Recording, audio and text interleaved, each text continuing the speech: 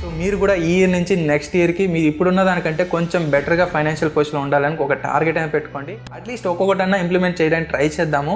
So ఇవి బేసిక్గా మనం ఫాలో అయితేనే 90% ఆఫ్ ద పీపుల్ కంటే మనం కొంచెం బెటర్ ఫైనాన్షియల్ పొజిషన్లో అయితే ఉంటాము. నేను ఆన్లైన్లో ఏదో ఒక ఆర్టికల్ చదివాను. ఆ ఆర్టికల్ చదివి నేనే షాక్ అయ్యాను. ఎందుకంటే మనము లైఫ్ టైంలో ఒక 100 రూపీస్ సంపాదిస్తే ఆ 100 రూపీస్లో 65 to 75 రూపీస్ ఇన్కమ్ ట్యాక్స్ కడుతున్నాం. ఎలా అంటే మీ లోన్తో పాటు ఎక్స్ట్రాగా ఒక 3,000 5,000 ఎస్ఐపి చేసుకుంటూ రండి. కొన్ని ఇయర్స్ తర్వాత అమౌంట్ అనేది మీ ఇంట్రెస్ట్ అమౌంట్ కంటే ఎక్కువగా ఉంటుంది, మీ ప్రిన్సిపల్ అమౌంట్ కంటే ఎక్కువగా ఉంటుంది. 2025లో ఇది నా ఫస్ట్ వీడియో. ఈ వీడియో చూసే మీ అందరికీ నా బెస్ట్ విషెస్. ఈ న్యూ ఇయర్లో మీరు కొత్త ఇన్కమ్ సోర్స్ మీ లైఫ్లో యాడ్ చేసుకొని బెటర్గా సేవింగ్స్ చేసుకుంటూ ఫైనల్గా ఆరోగ్యంగా సుఖ సంపదలతో హ్యాపీగా ఉండాలని మనస్ఫూర్తిగా కోరుకుంటూ ఈ వీడియోని స్టార్ట్ చేద్దాము. పర్సనల్ లైఫ్లో మనం సక్సెస్ఫుల్ అవ్వడం ఎంత ఇంపార్టెంటో సో ఫైనాన్షియల్లీ లిటరేట్ అవ్వడం కూడా అంతే ఇంపార్టెంట్. ఎందుకంటే పర్సనల్ లైఫ్లో సక్సెస్ అయిన వాళ్ళు చాలామంది ఫైనాన్షియల్గా మేనేజ్ చేయలేకుండా ఫెయిల్ అయిన వాళ్ళు చాలామంది ఉన్నారు. అండ్ చాలామంది ఈ డెప్ట్ అనే ట్రాప్లో పడి వాళ్ళ లైఫ్ని నాశనం చేసుకున్న వాళ్ళు కూడా ఉన్నారు. సో అందువల్ల ఈ ఫైనాన్షియల్ లిటరసీ అనేది చాలా ఇంపార్టెంట్. సో ఈ వీడియోలో కొన్ని బేసిక్ టాపిక్స్ మనం మాట్లాడదాము. సో ఇవి మనం డైలీ లైఫ్లో మనం చేసే బేసిక్ విషయాలే, కానీ దాంట్లో కూడా మనం మిస్టేక్ చేస్తుంటాము. సో ఈ వీడియో ద్వారా మనం ఎక్కడ మిస్టేక్ చేస్తున్నాము, ఎక్కడ మనం కరెక్ట్ చేసుకోవాలనే దానికి ఈ వీడియో అనేది ఒక రిఫరెన్స్ పాయింట్గా ఉంటుంది. సో మీరు ఒకవేళ ఫస్ట్ టైం వీడియో చూస్తున్నట్టయితే నా పేరు అశోక్, ఈ channel finance with Ashok. First వచ్చేసి ఫైనాన్షియల్ లిటరసీ. ఫైనాన్షియల్ లిటరసీ అంటే ఏం లేదు, మనీని ఎలా మేనేజ్ చేయాలో తెలుసుకోవడం. ఎగ్జాంపుల్ ఎలా బడ్జెటింగ్ చేయాలి, ఎలా ఇన్వెస్ట్ చేయాలి, ఎలా బారోయింగ్ చేయాలి, ఎలా ట్యాక్సేషన్ చేయాలి, పర్సనల్ ఫైనాన్స్ మేనేజ్మెంట్ ఎలా చేయాలి, వీటి గురించి అర్థం చేసుకోవడమే ఫైనాన్షియల్ లిటరసీ. సో వీటి గురించి 1 by 1 మనం డీటెయిల్గా చూద్దాము. సెకండ్ వచ్చేసరికి బడ్జెటింగ్. సో బడ్జెటింగ్ అంటే ఇప్పుడు మనకి మంత్లీ ఒక శాలరీ వస్తుంది. ఆ శాలరీని మనం దేనికి ఎంత కేటాయించి ఎంత ఖర్చు పెట్టాలి, ఇలా ప్రాపర్గా ప్లాన్ చేసుకొని ఖర్చు పెట్టడమే బడ్జెటింగ్. కానీ ఒకటి గుర్తుపెట్టుకోండి, మనకి ఎంత శాలరీ వస్తుందో మన ఎక్స్పెన్సెస్ అనేటివి మన శాలరీ కంటే తక్కువగానే ఉండాలి. ఎగ్జాంపుల్ ఇప్పుడు నాకు మంత్లీ ఒక 30,000 శాలరీ వస్తుంది అనుకుందాం. సో నా ఎక్స్పెన్సెస్ మ్యాక్సిమం ఒక 20,000 ఆ 25,000 లోపలే కంప్లీట్ అయిపోవాలి. ఒక 5,000 అన్నా నేను సేవింగ్స్ కోసం ఎత్తి పెట్టాలి. సో ఈ విధంగా మీరు ప్లాన్ చేసుకోండి. థర్డ్ వచ్చి సేవింగ్స్. ఇప్పుడు మనం బడ్జెటింగ్ వేసుకున్నాక ఒక అమౌంట్ అనేది మనం సేవింగ్స్ కోసం సపరేట్ చేసి పెడతాం. సో మనకి శాలరీ క్రెడిట్ అవ్వడం ఫస్ట్ చేయాల్సిన పని ఆ సేవింగ్స్ అమౌంట్ తీసి ఏదో ఒక దాంట్లో ఇన్వెస్ట్ చేయాలి. అలా మనం డిసిప్లైన్గా మనం చేసుకుంటూ వచ్చామంటే లాంగ్ టర్మ్లో అది మంచి వెల్త్ని అయితే మనకి క్రియేట్ చేస్తుంది. ఫోర్త్ వచ్చి డెబ్ట్ ఆర్ లోన్స్.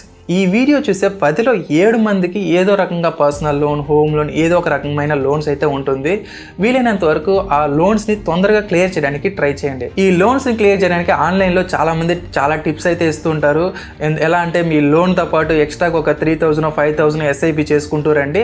కొన్ని ఇయర్స్ తర్వాత అమౌంట్ అనేది మీ ఇంట్రెస్ట్ అమౌంట్ కంటే ఎక్కువగా ఉంటుంది, మీ ప్రిన్సిపల్ అమౌంట్ కంటే ఎక్కువగా ఉంటుందని ఇలాంటివంతా చెప్తుంటారు. ఇలాంటి ట్రాప్లోకి అంతా పడకండి. ఎందుకంటే మీరు ఆల్రెడీ ఒక ప్రాబ్లంలో ఉన్నప్పుడు ఎక్స్ట్రాగా రిస్క్ తీసుకోవడం అనేది అంత కరెక్ట్ కాదు. ఎందుకంటే మార్కెట్ అనేది అన్ప్రిడిక్టబుల్, ఎవరు దాన్ని ప్రిడిక్ట్ చేయలేరు. అలాంటిది మీకు ఫిక్స్డ్ రిటర్న్ వస్తుంది అనేది ఎవరైనా అలా ఒక గ్యారంటీ ఇస్తున్నారంటే వాళ్ళు అబద్ధం చెప్తున్నారని మీరు అర్థం చేసుకోండి. దానికి ఆల్టర్నేట్గా మీరు ఏం చేయొచ్చు అంటే మీ లైఫ్ స్టైల్లో ఏమైనా చేంజెస్ చేసి మీ ఎక్స్పెన్సెస్ని ఏమైనా తగ్గించగలుగుతారా అని చూడండి. అండ్ మీ పర్సనల్ స్పెండింగ్లో ఏమైనా తగ్గించగలుగుతారా చూడండి. అండ్ ఎక్స్ట్రా ఇన్కమ్ సోర్స్ ఏమైనా మీరు జనరేట్ చేయగలుగుతారా అని చూడండి. సో ఈ విధంగా చేసి మీ లోన్ క్లియర్ చేయడానికి ట్రై చేయండి. ఫస్ట్ మీరు చిన్న అమౌంట్స్ క్లియర్ చేసుకుంటూ వచ్చారంటే పెద్ద అమౌంట్ క్లియర్ చేయడానికి మీకు కొంచెం కాన్ఫిడెన్స్ అనేది వస్తుంది. ఫిఫ్త్ వచ్చేసరికి ఎమర్జెన్సీ ఫండ్. పర్సనల్ ఫైనాన్స్ మేనేజ్మెంట్లో ఈ ఎమర్జెన్సీ ఫండ్ అనేది చాలా ఇంపార్టెంట్. మీ శాలరీ ఒక 6 months శాలరీ, ఒక 12 months శాలరీ ఎమర్జెన్సీ ఫండ్గా ఉంచుకోవడం వల్ల రేపు మీ లైఫ్లో ఏమైనా ఒక బ్యాడ్ ఫేస్ వచ్చినప్పుడు, లేదంటే మీకు హెల్త్ పరంగా ఏమైనా ఇష్యూస్ వచ్చినప్పుడు, మీరు వేరే జాబ్ స్విచ్ అవ్వాలనుకున్నప్పుడు, లేదంటే మీ ప్యాషన్ని ఫాలో అవ్వాలనుకున్నప్పుడు ఈ ఎమర్జెన్సీ ఫండ్ అనేది చాలా యూస్ఫుల్గా ఉంటుంది. 6th వచ్చి బిల్డింగ్ అండ్ లిక్విడ్ ఫండ్. అంటే ఇప్పుడు మనము ఒక అమౌంట్ అనేది సేవింగ్స్ చేస్తాం. రేపు ఏమైనా మనకి ఎమర్జెన్సీ వచ్చినప్పుడు మనం ఫస్ట్ చేసే పని ఏమంటే ఆ సేవింగ్స్లో ఉన్న అమౌంట్ని తీసి మనం ఖర్చు పెడతాం. సేవింగ్స్ అనేది మనం ఒక లాంగ్ టర్మ్ కోసం చేర్చి పెట్టేది. దాన్ని మనం మధ్యలో తీసామంటే దానివల్ల వచ్చే బెనిఫిట్స్ అనేది మనకి రాకుండానే పోతుంది. సో దానివల్ల మీరు ఏం చేస్తారంటే కొంత అమౌంట్ అనేది లిక్విడ్ ఫండ్లో ఇన్వెస్ట్ చేసుకుంటారండి. లిక్విడ్ ఫండ్ అంటే ఏం లేదు, అది డెబ్ట్ ఫండ్స్ అంటారు. సో ఈ డెబ్ట్ ఫండ్స్లో మీకు లాంగ్ టర్మ్ ఇన్వెస్ట్మెంట్స్లో వచ్చినంత రిటర్న్స్ అయితే రాదు, కాకపోతే ఎమర్జెన్సీ టైంలో క్యాష్ని తీసుకోవడానికి ఉంచుకోవడానికి యూస్ఫుల్గా ఉంటుంది. 7th వచ్చేసరికి ఇన్సూరెన్స్. సో రేపేం జరుగుతుందో తెలియని ప్రిడిక్ట్ చేయలేని సిచ్యువేషన్లో మనం బతుకుతున్నాం. అలాంటిది రేపు ఫ్యూచర్లో మనకి హెల్త్ పరంగా ఏమైనా ఇష్యూస్ వచ్చినా, లేకపోతే మనకే ఏమైనా జరిగినా కూడా దాన్ని హ్యాండిల్ చేయడం అనేది చాలా కష్టం. ఒకవేళ మీకు బ్యాకప్ ఉంటే నో ప్రాబ్లం. ఒకవేళ మీకు ఎలాంటి బ్యాకప్ లేదు, మీ ఫ్యామిలీ మొత్తం మీ మీద డిపెండ్ అయి ఉందంటే మాత్రం ఖచ్చితంగా మీరు ఒక హెల్త్ ఇన్సూరెన్స్ అయితే తీసుకోండి.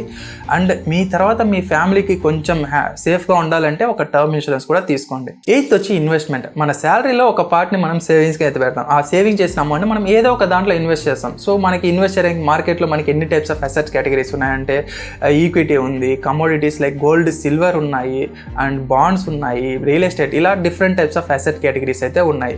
కాకపోతే మీరు షార్ట్ టర్మ్ కోసం ఇన్వెస్ట్ చేస్తున్నారా, మీడియం టర్మ్ కోసం ఇన్వెస్ట్ చేస్తున్నారా, లాంగ్ టర్మ్ కోసం ఇన్వెస్ట్ చేస్తున్నారా అనేది మీరు ఫస్ట్ ప్లాన్ చేసుకోవాలి. ఒక్కొక్కరు ఒక్కొక్క రిక్వైర్మెంట్స్ ఉంటుంది. సో వాళ్ళ రిక్వైర్మెంట్స్ని బట్టి ఏ అసెట్ కేటగిరీలో వాళ్ళ రిస్క్ ఫ్యాక్టర్ని బట్టి వాళ్ళు ఆ అసెట్ కేటగిరీలో ఇన్వెస్ట్ చేయండి. 9th వచ్చి రిటైర్మెంట్ ప్లానింగ్. చాలా మంది రిటైర్మెంట్ ప్లానింగ్ని అవాయిడ్ చేస్తూ ఉంటారు. కాకపోతే ఇది చాలా ఇంపార్టెంట్. ఎందుకంటే మనం కొంచెం యంగ్గా ఉన్నప్పుడు మన బాడీ అనేది కొంచెం సహకరిస్తుంది, ఎంతో కొంత మనము చేయొచ్చు. కానీ ఒక ఏజ్ తర్వాత మనం ఏమన్నా చేయాలనుకున్నా కూడా మన బాడీ అనేది సహకరించదు. అందువల్ల యంగ్గా ఉన్నప్పుడు ఈ రిటైర్మెంట్ ప్లానింగ్ చేసుకున్నారంటే ఆ టైంలో మీకు కొంచెం కంఫర్టబుల్గా రిటైర్ అవ్వచ్చు.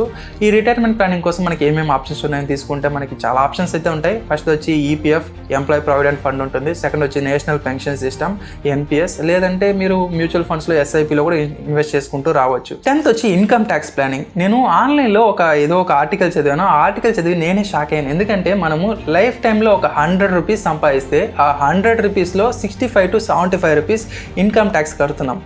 ఇది జోక్ కాదండి, చాలా సీరియస్. మనం శాలరీ తీసుకుంటే ఆ శాలరీలో ఒక పార్ట్ ట్యాక్స్ కడతాం. సో ఆఫ్టర్ ట్యాక్స్ వచ్చిన శాలరీలో మనం ఏమన్నా కొన్నామంటే మళ్ళీ ట్యాక్స్. సరే మనం మనీ అన్నా సేవింగ్స్ చేద్దాం, సేవింగ్స్ చేస్తే దాని నుంచి రిటర్న్స్ వస్తే దానికి ట్యాక్స్, మళ్ళీ ఆ ట్యాక్స్ కట్టే వచ్చిన అమౌంట్కి మళ్ళీ మనం ఏమన్నా కొన్నామంటే మళ్ళీ ట్యాక్స్.